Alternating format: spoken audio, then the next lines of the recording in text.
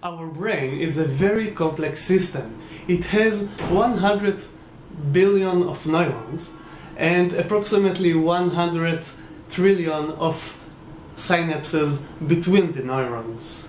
If we want to understand how the brain works and how consciousness emerges from this activity, we need to develop a new tools in mathematics.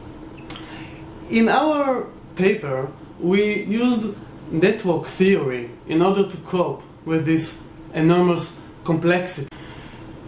In order to build our network, we used MRI imaging and DTI imaging. With the MRI imaging, we can use all the neuron cells in order to build 1,000 nodes. And with the DTI imaging, we take all the fibers of the white matter and use it as links. And then we've got 15,000 links or edges between our nodes.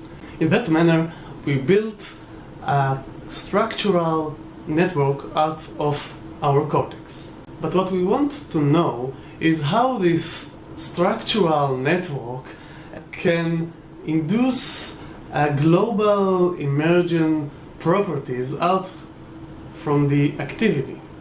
In order to do so, we used analysis called causal decomposition. Causal decomposition takes into account not only the local properties of the node, but also the neighborhood of the node. So with this causal decomposition, we can look at global properties of neighborhoods of connections. Every neighborhood of connections, we call it another shell. So our network topology has a lot of shells of connectivity, and in the end, we can see the most connected neighborhood. To this neighborhood we call the nucleus of the network. When we applied causal decomposition on our cortical networks, we saw that 20% of the nodes are in the nucleus. The rest, 80% of the nodes, were in the different connectivity shells and actually connected together and form a giant component. When we look at all these shells of connectivity and the nucleus, we saw that there is a hierarchy here.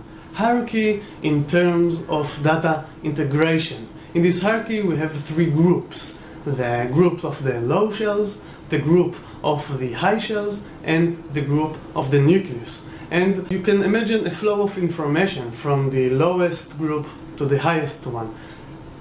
The interesting thing is that every group has also a different functionality in the brain. For example, the lowest group has a very specific functions. For example, face recognition or memory. And then the data flows to the higher shells, and there is much more data integration. Over there we can see areas that are in the executive networks and in our working memory. And then in the end it goes to the highest group, the nucleus. Now the nucleus is a very interesting group. It spreads all over the cortex, and it doesn't have a lot of local structures. Instead, it has a lot of global structures. We call it interconnected collective. It's densely linked with each other, and it can do a global function because of its global structure. Which global function can it be? Maybe consciousness, actually. And indeed, when we check the areas of the nucleus, we saw that they have a high correlation with conscious activities.